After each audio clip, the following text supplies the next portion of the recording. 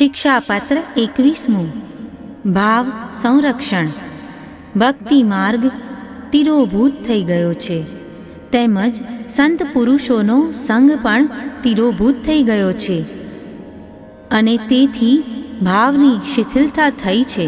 આ સ્થિતિમાં જો ભાવનો અભાવ થાય તે પછી સઘળું ફોકટ છે, કારણ કે જો ભક્તિ માર્ગીયપણાનો અભાવ હોય તો સેવાની ક્રિયા માત્ર કર્મકાંડ જેવી થાય છે.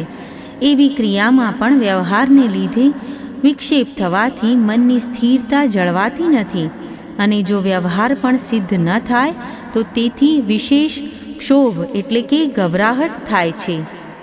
કેમ કે જો વ્યવહારનો અભાવ હોય તો ગૃહસ્થાશ્રમના પ્રકારથી સેવા શી રીતે બને? ધંધો રોજગાર ન કરવો એ પક્ષમાં દ્રઢ વિશ્વાસ, બુદ્ધિની દ્રઢતા રહેતી નથી, તેથી એ તો અતિ દુર્લભ છે. બુદ્ધિની દ્રઢતા તો નિરંતર નિવેદનનું ચિંતન કરવામાં આવે તો થાય. એ ચિંતન પણ સત્પુરુષોના સંગમાં રહીને કરવું એવું નિરૂપણ કરેલું છે, પરંતુ આવા ભગવદીઓ દુર્લભ ને દૂર રહેતા હોવાથી એવી ઉત્તમ બુદ્ધિ નથી હોતી. જો કે મારી બુદ્ધિ સ્થિર છે તો પણ પોષકના અભાવથી તે શિથિલ થઈ જાય છે અને અન્ય વાર્તા સાંભળીને ચિત્ત ખિન્ન થઈ જાય છે.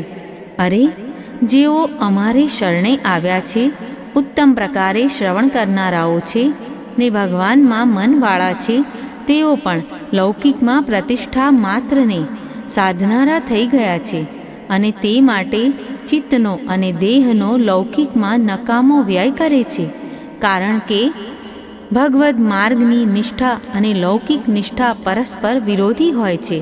બે ઉલટી દિશાના મુસાફર એક જ ગાડીમાં ન બેસી શકે. વળી શ્રી કૃષ્ણ જે સંસારીના વેરી છે તે એવા મૂઢોની ઉપેક્ષા કરે છે.